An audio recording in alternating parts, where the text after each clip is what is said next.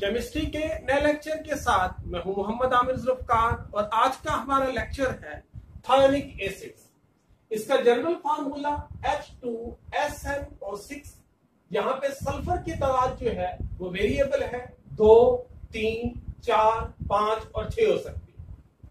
Thionic acids के अंदर sulphonic groups यानी SO3H जो है ये डायरेक्टली या सल्फर के जरिए आपस में जुड़े हुए हैं। सल्फर की तादाद को मद्देनजर रखते हुए थायोनिक एसिड्स को नाम देते हैं, जैसे H2S2O6 dithionic acid, H2S3O6 trithionic acid, H2S4O6 tetrathionic acid, H2S5O6 pentathionic acid, H2S6O6 hexathionic acid. यहाँ पे इसको दो मेन क्लासेस में तकसीम करते हैं। डाइथायोनिक एसिड एक क्लास है और दूसरी क्लास के अंदर बाकी जितने थायोनिक एसिड हैं इन सारों को नाम देते हैं पॉलीथायोनिक एसिड।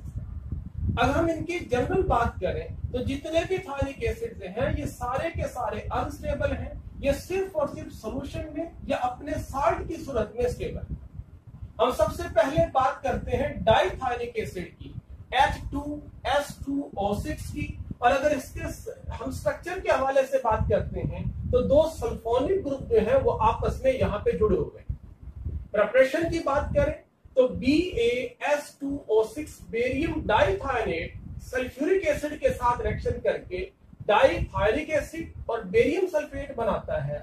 बेरियम सल्फेट सॉल्यूशन में इनसॉल्युबल है, प्रेसिपिटेट की सूरत में नीचे बैठ जाएगा और हमारे पास फिल्ट्रेट के अंदर डाइथायोनिक एसिड मिलेगा। अब सवाल ये है कि बेरियम डाइथायोनेट को कैसे तैयार करना है। उसकी तैयारी के लिए फेरिक हाइड्रोक्साइड के सॉल्यूशन में सल्फर डाइऑक्साइड सलोली उसमें पास करेंगे। उससे हमारे पास फेरस डाइथायोनेट, फेरस सल्फाइड और वाटर बनेगा।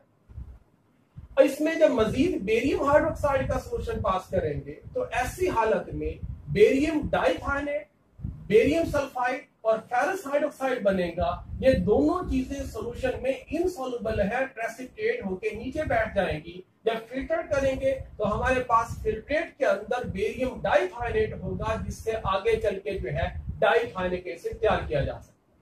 इसी तरीके से इसका दूसरा तरीका तैयारी का ये है कि मैंगनीज डाइऑक्साइड जो है उसमें सल्फर डाइऑक्साइड सलोली पास करें वाटर की मौजूदगी में आइस कोल्ड टेम्परेचर पे। ऐसी हालत में मैंगनीज डाइथायोनेट बनेगा, मैंगनीज सल्फाइड बनेगा और साथ सल्फ्यूरिक एसिड बनेगा। इसमें जब बेरियम हाइड्रोक्साइड पास करेंगे तो ऐसी हालत में उसी तरीके से बेरियम डाइथायोनेट बनेगा, बेरियम सल्फाइड होगा और मैंगनीज हाइड्रोक्साइड। ये दोनों चीजें यानी बेरियम सल्फाइड और मैंगनीज हाइड्रोक्साइड सॉल्यूशन में इनसॉल्युबल होंगी, नीचे बैठ जाएंगी प्रेसिपिटेट की सूरत में। इनको फिल्टर करके अलग कर लेंगे और बाकी ये जो बचेगा बेरियम डाइथायोनेट जो कि सॉल्यूशन के अंदर मौजूद होगा, फिल्ट्रेट के अंदर मौजूद होगा। आगे चल के जब इसकी सल्फ्यूरिक एसिड के साथ ट्रीटमेंट करवाएंगे तो उससे डाइथायोनिक एसिड तैयार किया जा सकता है। अगर हम इसकी प्रॉपर्टीज के हवाले से बात करते हैं तो अगर इसको कंसंट्रेट करने की कोशिश करें तो ये डिकम्पोज होता है, यानी डाइथायोनिक एसिड कंसंट्रेटेड फॉर्म में अगर करने की कोशिश करें तो ये सल्फर डाइऑक्साइड में और सल्फ्यूरिक एसिड में ब्रेक कर जाएगा।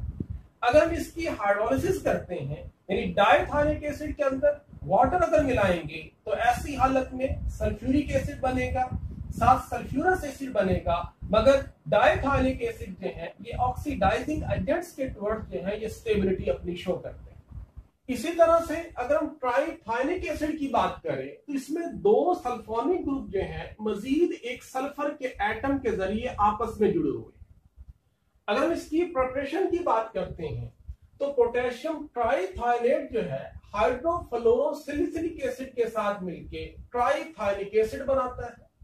इसी तरह से sodium thiosulphate ice cold hydrogen peroxide के साथ रिएक्शन करके सोडियम ट्राइथायोनेट बनाएगा, सोडियम सल्फेट बनाएगा और वाटर बनाएगा। जिसमें मजीद सल्फ्यूरिक एसिड डालेंगे तो सोडियम सल्फेट का साल्ट बनेगा और उससे जो है वो ट्राइथायोनिक एसिड उससे सॉल्यूशन की सूरत में अलग हो जाए। अगर हम इसकी प्रॉपर्टीज की बात करते हैं तो ट्राइथाइनिक एसिड जो है अगर इसको कंसंट्रेट करने की कोशिश करें तो ये डिकम्पोज होता है सल्फर में, सल्फर डाइऑक्साइड में और सल्फ्यूरिक एसिड में। और अगर हम इसका रिएक्शन सिल्वर नाइट्रेट के साथ करते हैं तो हमारे पास सिल्वर ट्राइथाइनेट का येलो प्रेसिपिटेट बनेंगे, साथ उससे नाइट्रिक एसिड बनेगा। इसी तरह से अगर टेट्राथाइनेट एसिड की बात करते हैं, उसकी प्रिपरेशन की बात करें तो वो बनता है सोडियम थायोसल्फेट का, अगर आयोडीन के साथ रिएक्शन हो तो उससे हमारे पास सोडियम टेट्राथाइनेट प्लस सोडियम आयोडाइड बनेगा। और इसी तरीके से अगर NaHS2O3 की एनोडिक ऑक्सीडेशन की जाए तो उससे भी सोडियम टेट्राथाइनेट बनेगा। इसके अंदर जब सल्फ्यूरिक एसिड पास करेंगे तो सोडियम सल्फेट अलग हो जाएगा और टेट्राथाइनिक एसिड सोल्यूशन की सूरत में मौजूद रहेगा। इसी तरीके से अगर हम बेरियम टेट्राथाइनेट का सल्फ्यूरिक एसिड के साथ रिएक्शन करवाएं तो टेट्राथाइनिक एसिड बनेगा प्लस बेरियम सल्फेट उसके अंदर इनसोल्युबल हो जाएगा, जिससे अलग टेट्राथाइनिक एसिड को अलग किया जा सकता है। ऐसे ही लेड टेट्राथाइनेट का अगर सल्फ्यूरिक एसिड के साथ रिएक्शन हो तो टेट्राथाइनिक एसिड बनेगा प्लस लेड सल्फेट बनेगा।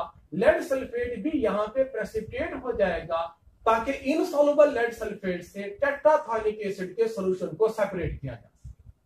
अगर हम इसकी स्ट्रक्चर की बात करते हैं तो इसमें दो सल्फोनिक ग्रुप जो है मजीद दो सल्फर के एटमों के जरिए आपस में जुड़े हुए हैं। प्रॉपर्टीज में अगर टेट्राथाइनिक एसिड को कंसंट्रेट करने की कोशिश करते हैं तो वो डिकम्पोज होता है सल्फ्यूरिक एसिड में, सल्फर डाइऑक्साइड में और सल्फर। इसी तरीके से अगर पेंटाथाइनिक एसिड की तैयारी की बात करें तो वैकेन-ब्रोडर सॉल्यूशन जो है उससे ये बनाया जा सकता है। और ये सॉल्यूशन बनता है अगर हमारे पास एक्वस सल्फर डाइऑक्साइड सॉल्यूशन हो और उसमें जब हाइड्रोजन सल्फाइड उस वक्त तक पास करें जब तक सल्फर डाइऑक्साइड मुकम्मल तौर पे उसमें डिस्ट्रॉय नहीं होती। इस तरह के सॉल्यूशन को वैकेन-ब्रोडर सॉल्यूशन कहते हैं। और इस सॉल्यूशन के अंदर सल्फर, पेंटाथाइनिक एसिड और टेट्राथाइनिक एसिड मौजूद है। इस सॉल्यूशन के अंदर जब पोटेशियम हाइड्रोक्साइड पास करेंगे तो उससे हमारे पास रोम्बिक क्रिस्टल्स ऑफ पेंटाथाइनिक एसिड जो है वो हासिल हो जाएंगे। पेंटाथाइनिक एसिड के सॉल्यूशन को अगर मजीद कंसंट्रेटेड बनाने की कोशिश करें तो ये ब्रेक करता है सल्फ्यूरिक एसिड में, सल्फर डाइऑक्साइड में और सल्फर में। इसकी स्ट्रक्चर की बात करें तो दो सल्फोनिक ग्रुप जो है वो मजीद 3 सल्फर के एटमों के साथ आपस में जुड़े हुए हैं।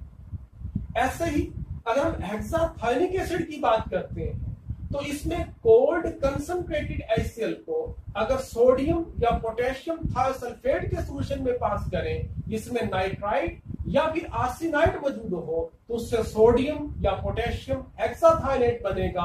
और अगर इसके अंदर सल्फ्यूरिक एसिड पास करेंगे तो साल्ट अलग हो जाएगा और हेक्साथाइनिक एसिड जो है वो सॉल्यूशन की सूरत में रहेगा। अगर इसकी स्ट्रक्चर की बात करते हैं तो यहाँ पे दो सल्फोनिक ग्रुप जो हैं मजीद 4 सल्फर के एटमों के जरिए आपस में जुड़े हुए हैं। इस तरीके से हमने थाइनिक एसिड्स की मुख्तलिफ टाइप्स को डिस्कस किया, जैसे डाइथाइनिक एसिड, ट्राइथाइनिक एसिड, टेट्राथाइनिक एसिड, पेंटाथाइनिक एसिड और हेक्साथाइनिक एसिड। डाइथाइनिक एसिड्स के अलावा बाकी सारे थाइनिक एसिड्स को पॉलीथाइनिक एसिड्स के नाम से पुकारते हैं।